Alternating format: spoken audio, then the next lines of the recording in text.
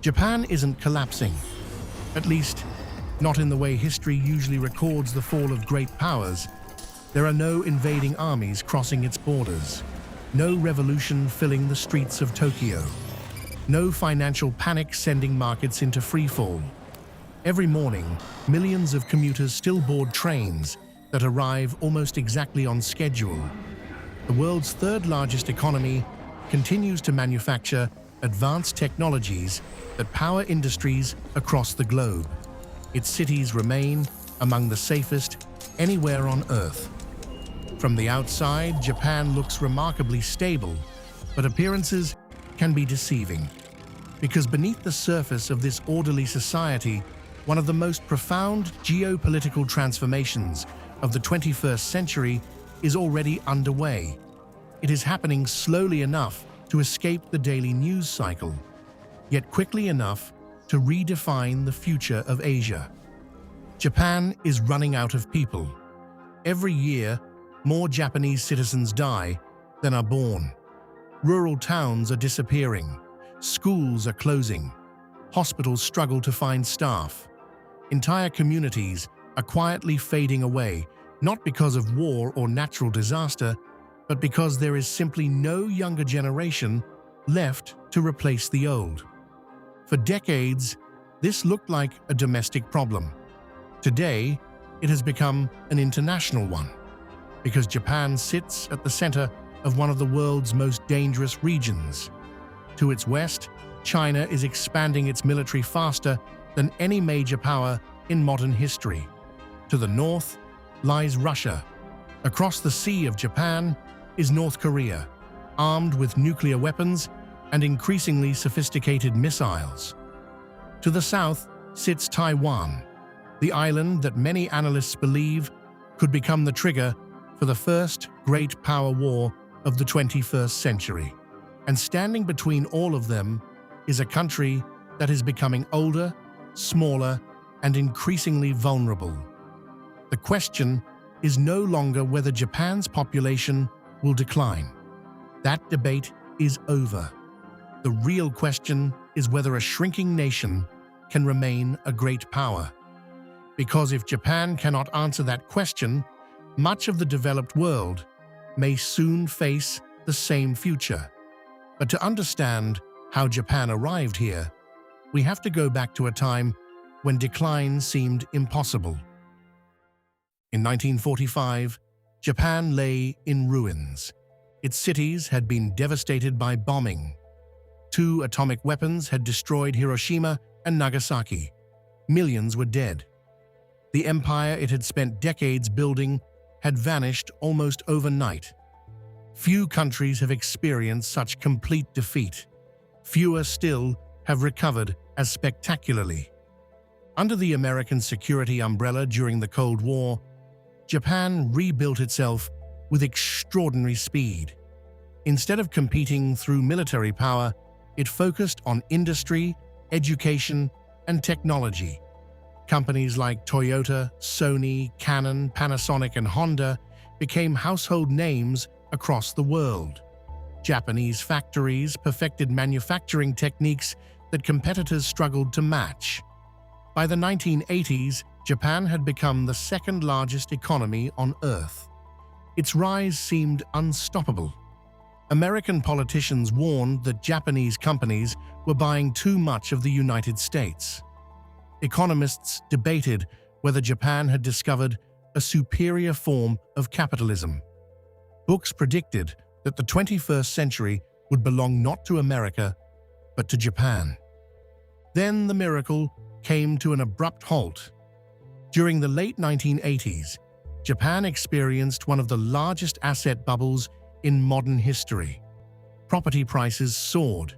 Stock markets climbed to extraordinary levels. Cheap credit encouraged speculation across nearly every sector of the economy. When the bubble burst in the early 1990s, trillions of dollars in wealth disappeared. Banks were left with massive bad loans, investments slowed, consumer confidence collapsed, growth stagnated. The crisis did not resemble the financial crashes seen elsewhere. There was no dramatic overnight collapse. Instead, Japan entered what became known as the Lost Decades, a prolonged period of weak economic growth, low inflation, and persistent uncertainty that lasted far longer than almost anyone expected. Governments launched stimulus programs. Interest rates fell close to zero. The central bank experimented with policies that would later be copied around the world. Yet the explosive growth that had transformed Japan after the Second World War never fully returned. But while economists focused on debt, productivity, and monetary policy, another crisis was quietly unfolding. Japan stopped having enough children. At first, the decline appeared manageable. Families became slightly smaller. Marriage occurred later in life. Birth rates drifted downward, much like they did across many wealthy nations. The difference was that Japan never reversed the trend. Today, the country has one of the oldest populations in the world. Life expectancy remains among the highest anywhere on Earth, while births have fallen to their lowest levels since modern records began. That combination creates a demographic trap. Every year, fewer young people enter the workforce. Every year, more citizens retire. Healthcare costs rise. Pension systems come under increasing pressure. Local governments lose taxpayers while facing higher social spending. Unlike a recession, demographic decline cannot be fixed through short-term economic policy. A child who is never born cannot become a worker 20 years later. Time itself becomes the country's greatest constraint. The effects are already visible across Japan.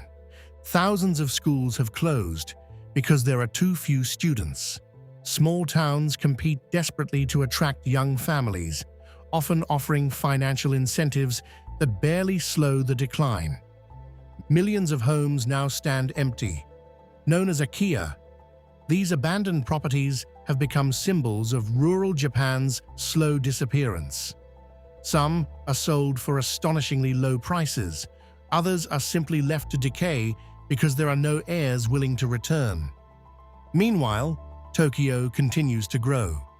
The capital attracts young workers from across the country, concentrating opportunity in one enormous metropolitan region while leaving many rural prefectures to age alone.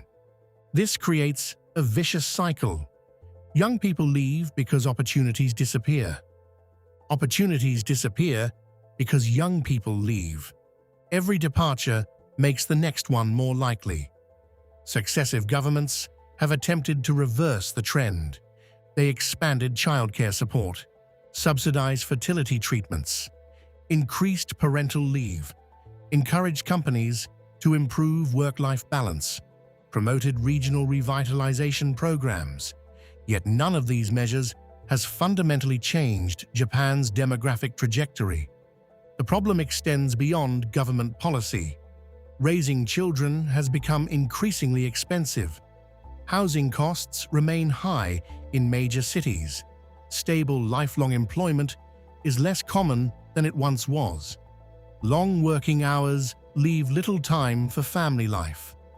Many younger Japanese have grown up in an economy defined more by uncertainty than optimism. For many couples, delaying marriage or deciding not to have children feels less like a choice than an adaptation to economic reality. Japan therefore faces a challenge unlike any previous generation. Its post-war prosperity depended on continuous growth. More workers, more consumers, more taxpayers, and more investment. That model assumed a growing population. Now the population is shrinking.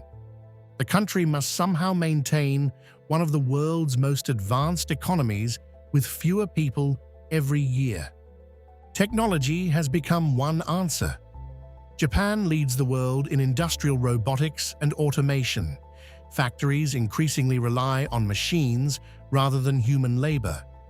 Restaurants use automated ordering systems. Warehouses employ sophisticated robotics. Elder care facilities experiment with technologies designed to assist an aging population. Automation undoubtedly helps, but robots cannot solve every problem. Machines can increase productivity, yet they cannot completely replace nurses, teachers, caregivers, or entire communities. Nor can they reverse the mathematics of demographic decline. That leaves another option: immigration. For decades, Japan accepted relatively few permanent immigrants compared with many other developed countries. Cultural cohesion, language barriers, and political caution all encouraged a more restrictive approach. But labor shortages have forced gradual change. Foreign workers now play increasingly important roles in construction, manufacturing, agriculture, hospitality, and elder care, yet immigration remains politically sensitive. Japan needs workers. Many Japanese voters remain cautious about transforming their country into a large-scale immigration society. Balancing those realities may become one of the defining political questions of the coming decades.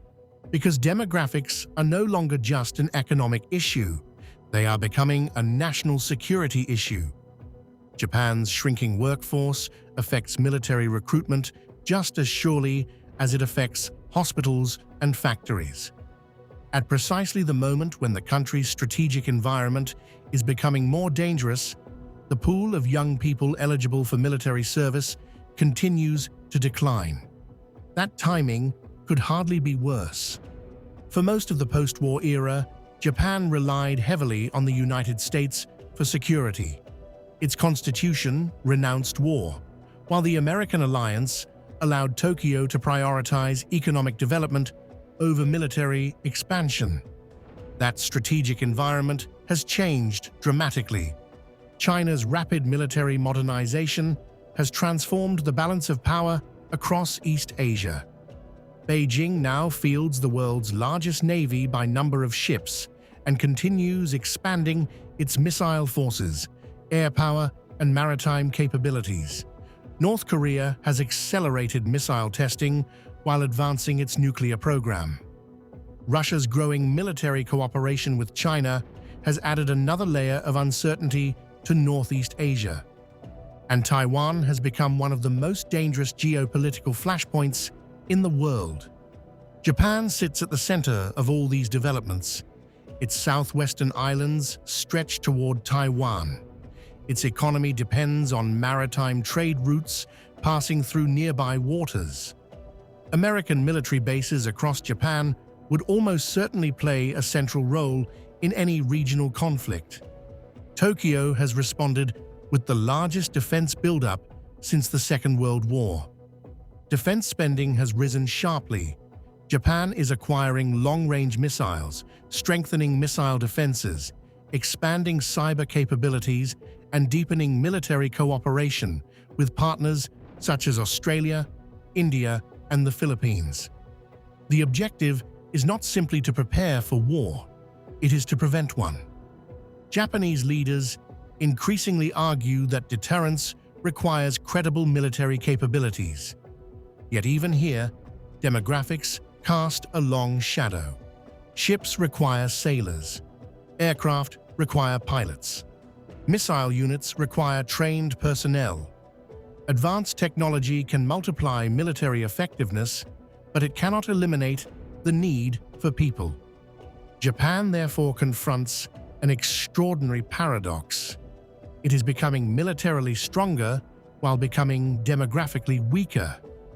Whether those two trends can coexist remains one of the defining geopolitical questions of our time.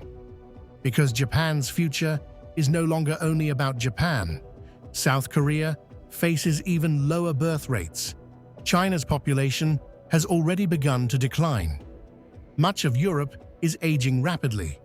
Across the developed world, governments are confronting the same uncomfortable reality. Economic success no longer guarantees demographic stability.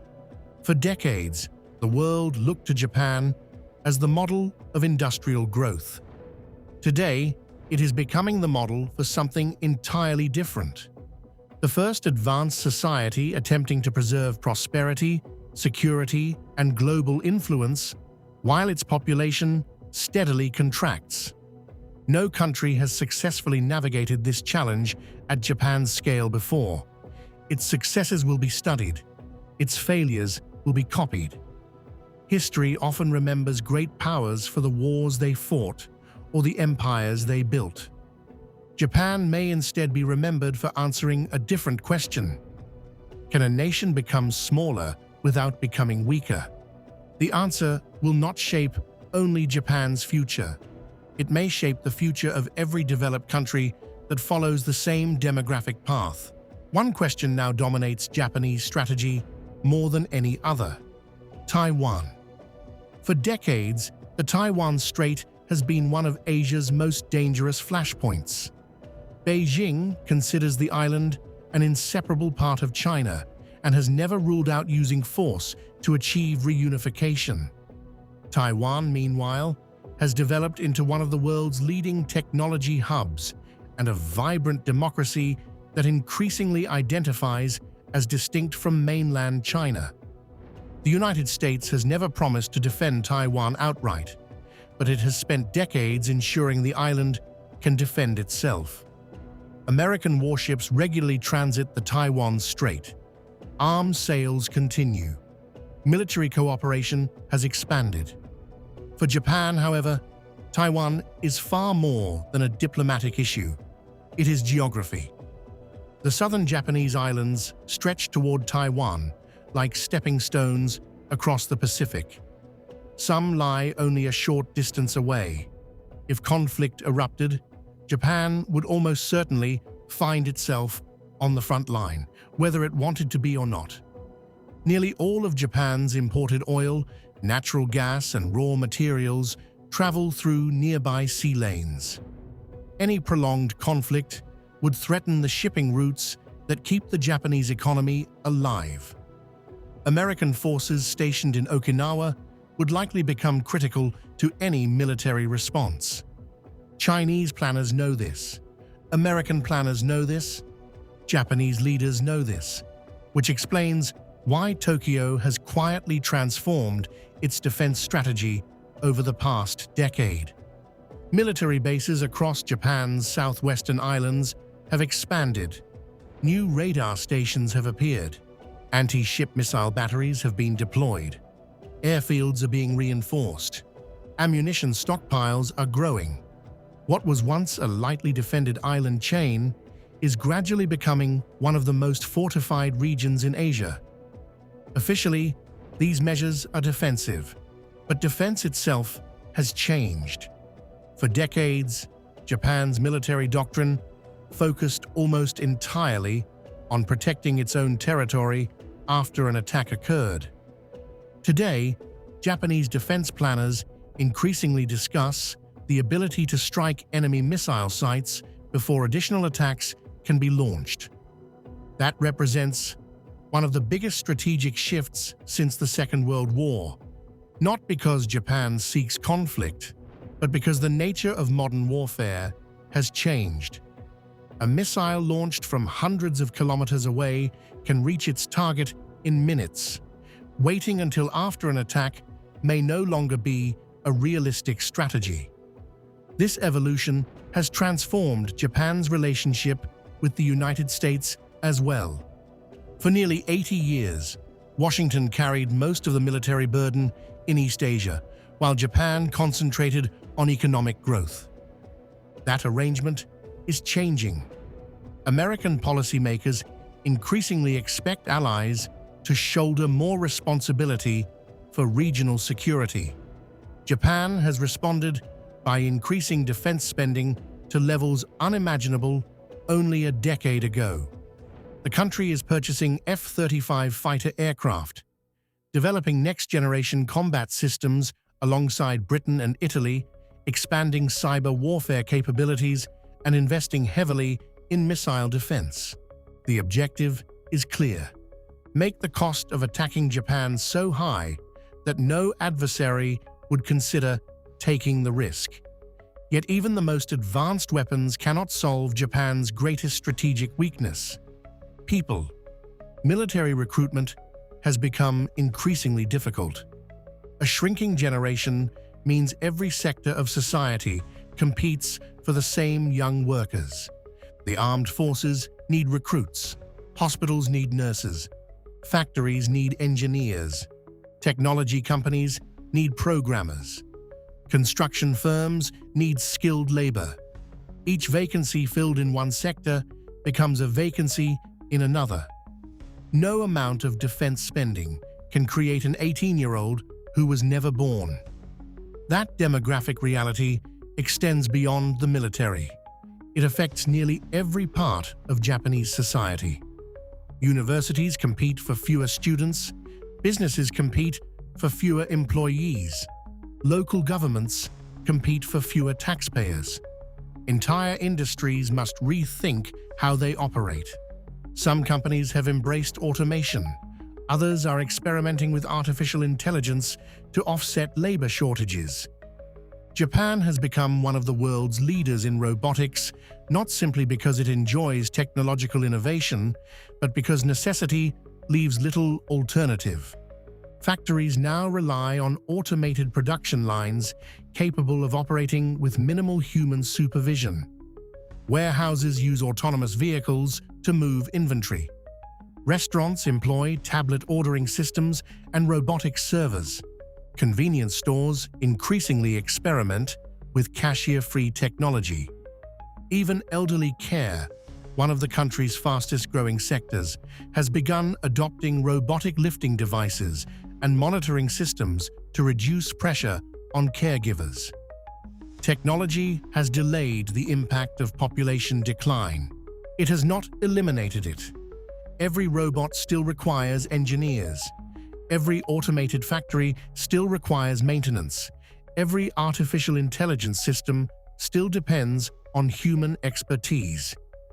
Technology can multiply productivity. It cannot replace an entire generation. This brings Japan back to its most politically difficult decision: immigration. Foreign residents already play an increasingly important role in the Japanese economy. Construction sites, agriculture, hotels, healthcare, manufacturing. Without foreign workers, several sectors would already face severe shortages. Yet Japan remains cautious. Unlike countries built around immigration, Japan has historically viewed itself as a culturally homogeneous society. Many citizens worry that rapid immigration could weaken social cohesion or overwhelm local communities. Others argue that demographic decline leaves no realistic alternative.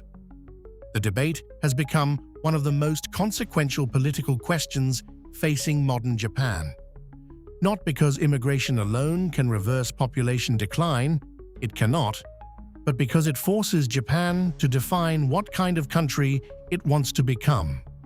A nation can protect its population, or it can protect its identity. Sometimes those objectives align. Sometimes they do not. Japan increasingly finds itself caught between them. Meanwhile, the rest of Asia continues changing around it.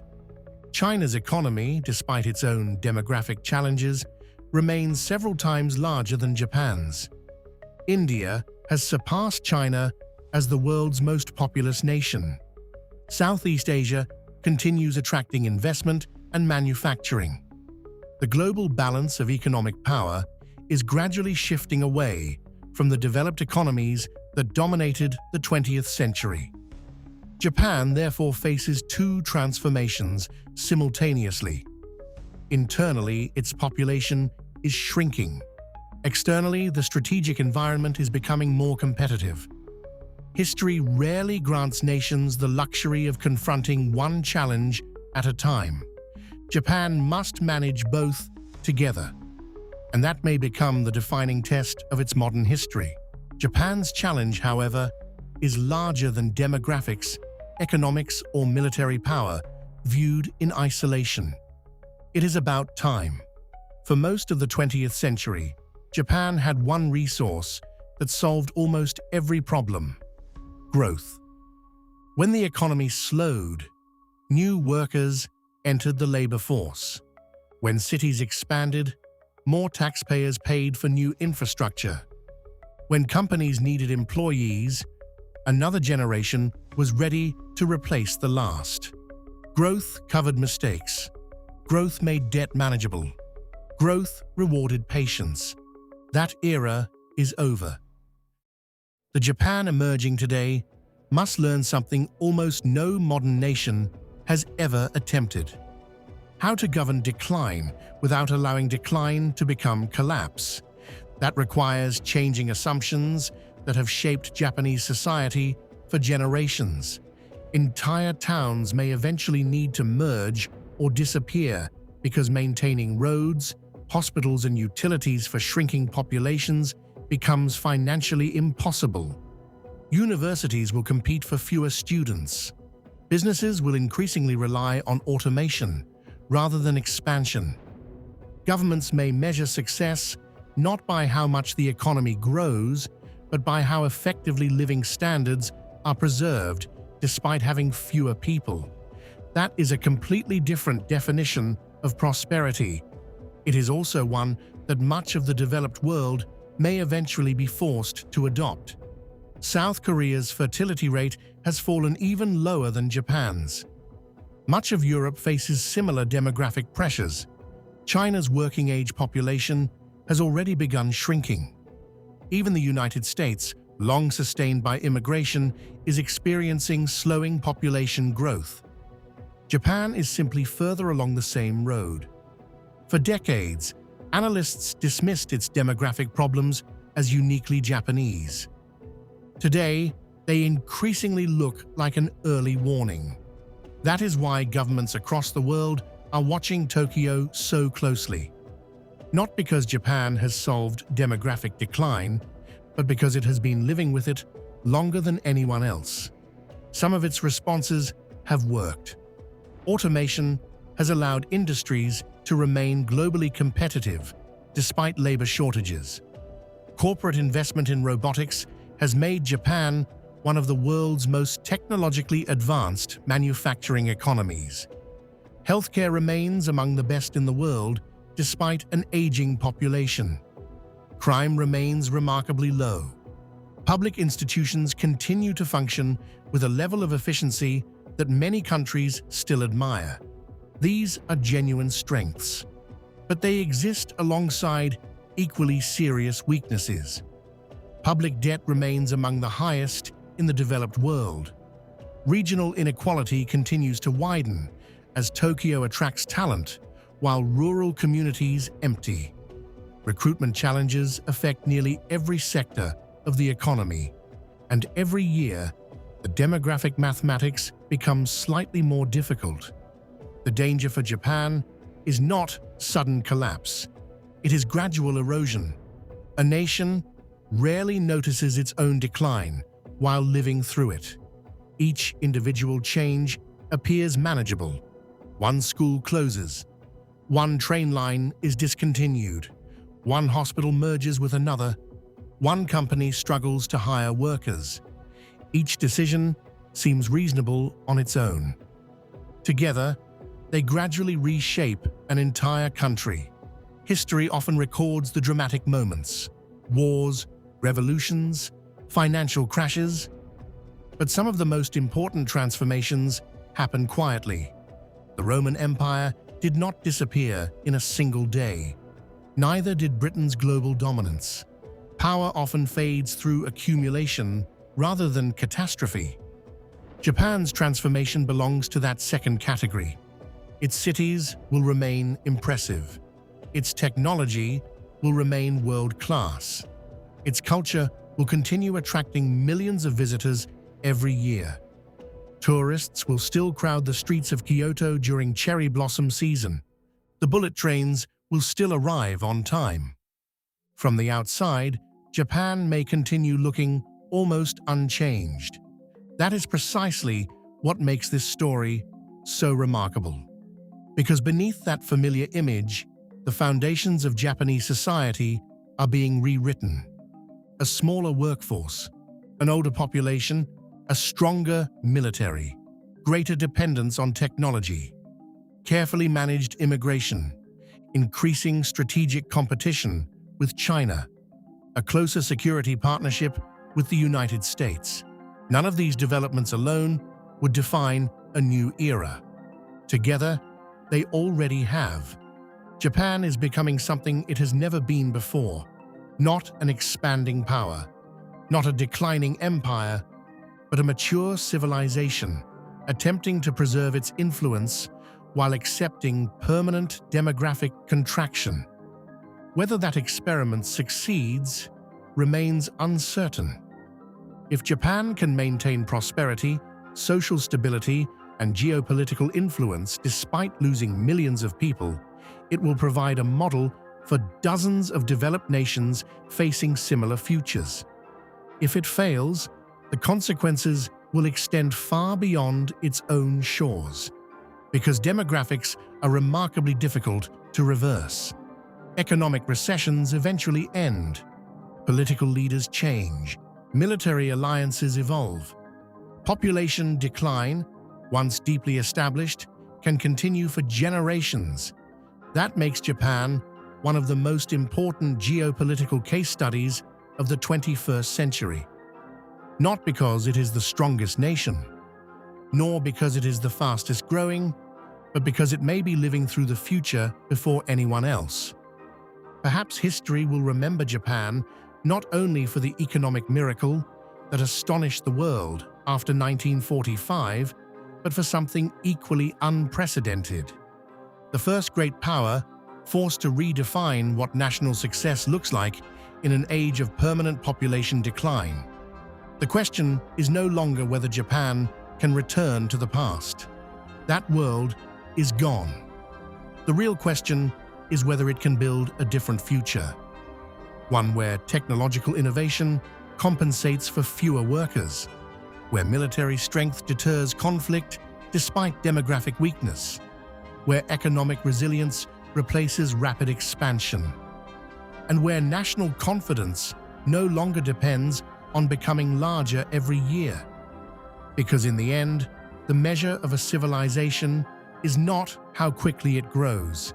It is how well it adapts when growth is no longer possible.